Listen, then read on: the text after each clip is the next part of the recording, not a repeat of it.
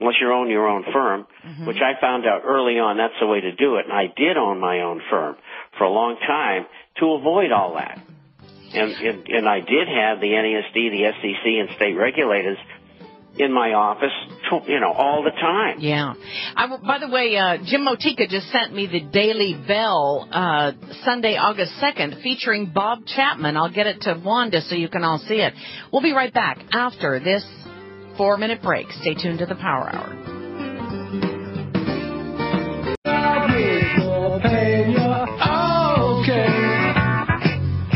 Who is that, John? Who is that? Really?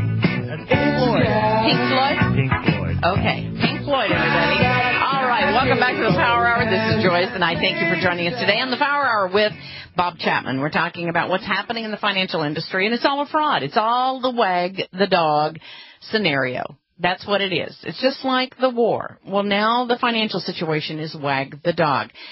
Bob Chapman is our guest today. I was just telling him that I really appreciated the article that was done on him in the newsletter, thedailybell.com, thedailybell.com. Maybe Wanda can get that up there. I wasn't able to get it to her, but maybe she can get it to the website. Now, you said that you got a huge response from being on with Ian Punnett on Coast to Coast on Saturday night. Did you find, Bob, that most of the people were surprised and shocked at what you had to say, or were they agreeing with you and just glad to hear someone say it? I think it was a bit of each. I would say 65% had some idea that there was a problem, and about 35% said, well, gee, really, is this going to happen? And, I've already answered probably, I guess, 150 emails over the weekend, because I answer everybody, not for the people who just ask for a copy of the publication. I don't do that, but and they go right off out of the site. But people ask questions, I answer them. Incidentally, I wanted to tell you that I'm having a piece on Matt put in the publication on Wednesday to raise funds for him. Oh, well, thank you so very much. That's very kind of you. Because one of the subscribers sent me all the information. I was so busy over the weekend, and I didn't have much time for research. And one of them sent it in, and Margot, and so she sent me all the necessary information, so it'll be in there. Well, that's very kind of you.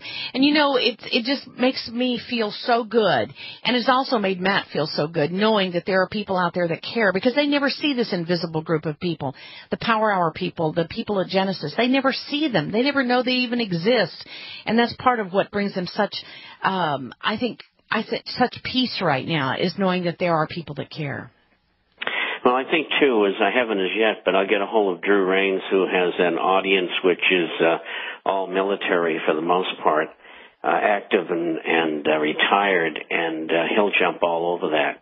That is wonderful. That is wonderful. So, hey, by the way, Jim Motika also passed on the information to me that the Liberty Dollar is now closed.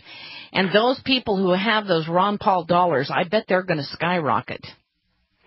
I think you're right. They will be collector's items, there's no question. And if they're never struck again, they will always have a higher value than the face. Yes, yes. And it is sad that they've had to close down Liberty Dollar, but until they're acquitted, though, they say that they are going to close down.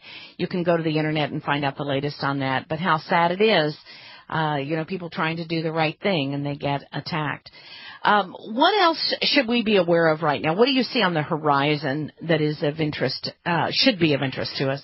Well, I think the most important thing is I'm seeing more and more reports from a very, very diverse group of professionals saying that from August 15th onward, I've seen several reports that these people who approach political and social events and economics and finances differently than I do are coming up with the conclusion that some big things are going to be happening from August the 15th onward. Even Lyndon LaRoche came out, and occasionally I carry some of his links, and like many other people's, in the publication. And he says the whole thing's going to come crashing down. And I'm not as short-term pessimistic as he is, but it is going to happen. But I don't think it's going to happen this fall. I think we're going to see that dollar drop on the USDX index from 48.34 down to 71.18, and that'll be bad enough because foreign business people will refuse to accept dollars. They did that before, only I think it's going to be in a bigger way now. And that means if you're going to take a trip or you're going to do business, you'll have to do business in another currency, probably the euro. And second of all, if you're on a trip and you've got a dollar-based credit card, debit card, ATM card, or checks or whatever, they don't want them. There will be some who do not want them. I had a letter in... Okay, we got a 3-minute break, and when we come back, I'd also like to know, do you think the credit card companies are going to be able to fade this heat? Because they got some serious debts right now. We'll be right back after this 3-minute break with the Power Hour and Bob Chapman. Stay tuned. We're talking to Bob Chapman this hour, and the subject is your money. Their money. Your money is their money. And they think now that there's going to be another tax increase because, well, why not just tax the people? Well, we're talking to Bob Chapman, who has the International Forecaster newsletter. You can go to theinternationalforecaster.com. The rest of the world is finding out about this because he was on Coast to Coast Saturday night, which I'm thrilled about, and written about in the dailybell.com. I mean, he's now coming into his own now as far as the notoriety that he should have received way back when on the subject that he's telling the truth about. People don't want to listen. They're scared of what he has to say, though, because he talks about the bank holiday.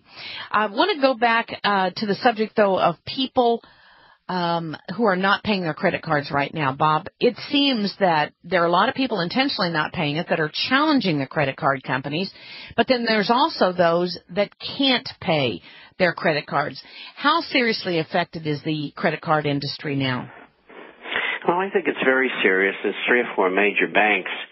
On the other hand, as long as the banks are allowed to execute what I call Mickey Mouse bookkeeping, they can get away with it, or they can get a loan from the government, which essentially is the American taxpayer is going to keep them in business too big to fail. But they are absorbing some real heavy losses. And the people on the phones at the credit card companies, which are the banks, they've been given instructions as of about 2 months ago. If the people are behind in the payments, and let's say they owe $8,000 on their card, you try to make a deal with them, see if they can come up with $2,000 or $3,000 in cash, and pay the liability off, but they'll lose the card, of course. But they're trying to cash these people out as painlessly as possible, and there's a lot of that going on. Well, and I think they should lose the card then if they're not going to pay their bill. I mean, I think that's relatively acceptable that they would take the card away. But how bad is the industry being hit right now? And what happens if the credit card industry goes belly up? Well, I think it'll be very injurious to some banks. And I don't know about going belly up, but I think as time goes on here, if you look at that 6.9% savings rate, it means that these, quote, yuppies between 45 and 65, what was the name they used after the war? The baby boom or baby boomers? Right. Yeah, anyway, they're the ones who have the purse strings now, and they're paying off their cards, a lot of them.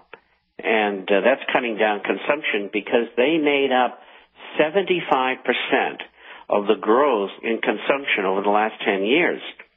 So if they're going to save, say, 10%, and they're going to do away with their debit on their cards, then the banks are faced with less earnings, and all the banks have got left, the other people, probably half of whom are going to pay their bills and the other half are not. And so I would think that the credit card industry might drop quite a bit. It might get much smaller than it has been. I mean, I haven't used a credit card for years. I do everything with cash. And I think that's what most people should do. I think I only probably wrote 10 checks a week. Interesting. And I go to the supermarket, I see people using cards, but most of them use cash. But I think that's going to reverse and go the other way. I think you see less people using cards at the supermarket and otherwise, and more cash.